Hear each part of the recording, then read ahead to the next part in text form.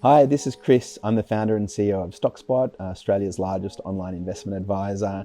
And in this video, I'm going to be diving into retirement income because it's a question we get from a lot of our retiree and pre-retiree clients, which is how should I be thinking about generating enough income to meet my living needs when I hit retirement? And I think there's two different aspects to this. First of all, when you hit that time in your life, there's two approaches to thinking about generating income. The first one is actually investing in a portfolio of assets that is generating income for you. And the second approach is to buy a specific retirement product that generates that income. And these sort of products are things like annuities, where you're guaranteed a certain income. Now, the benefit of an annuity or a specific retirement income product is that it generates a specific amount of income and you have that certainty every year. The downside of these products is twofold. One, the fees tend to be quite high of these products because the cost of certainty is quite high, but also you're giving up any potential for growth because to get the certainty, you have to accept that you can't get anything more than what you've been guaranteed. On the flip side, if you're buying a portfolio of investments and using the income generated from those investments, the downside is that it's not certain, but the benefit is you've got a lot more flexibility and you've still got that opportunity for growth. And so different approaches are right for different people, depending on ultimately how much risk you're prepared to take and how much you're accepting of a little bit of risk to earn a little bit more of a return. Now, once you've decided on those two approaches, you've got to decide if you've picked the investment approach rather than the annuity or specific retirement income approach, what is my philosophy of generating income? And there's really two different philosophies out there. So first of all, there is the income focused philosophy. Now that philosophy is about buying assets that are generating enough income each year to meet your living standard needs. And so if you need to generate 7% income one year, you go off and find investments that are generating 7%. Maybe it's a bit of private credit, maybe it's a bit of hybrids, maybe it's some bank shares. The benefit of this strategy is you're generating enough income to live off. The problem is that you're not always taking the right amount of risk for your time horizon and for your risk capacity.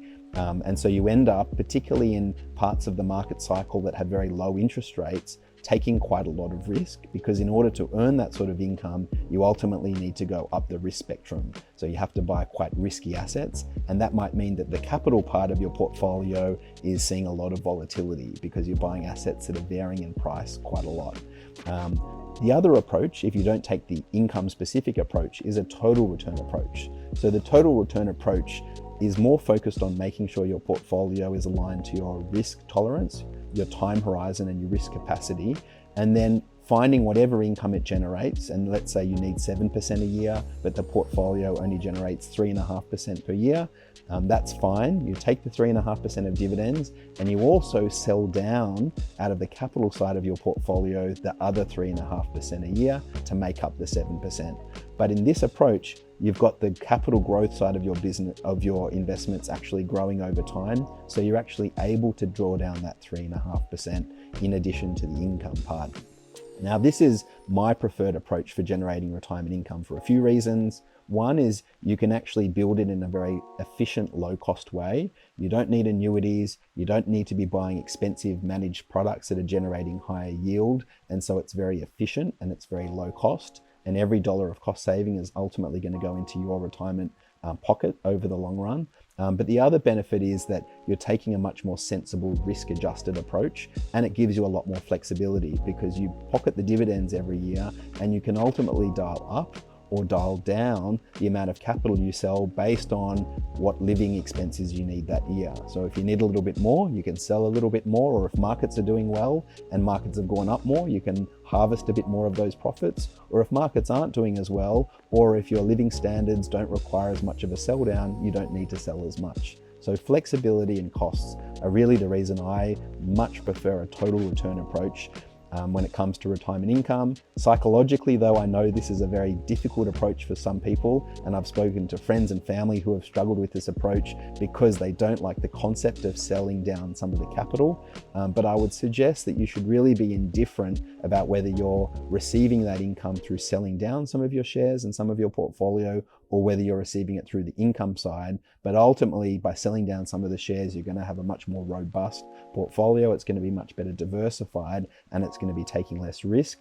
So when markets fall, you're going to be less exposed to big drawdowns in your overall superannuation balance.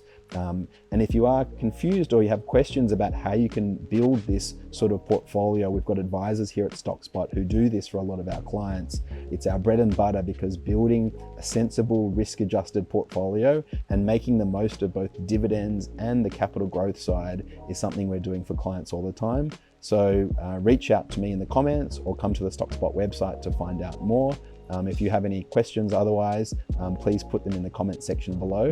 And if you like this video or want to learn more about building retirement income or ETFs or investing for retirement, please subscribe to my channel, and I'll be putting out a lot more videos like this one.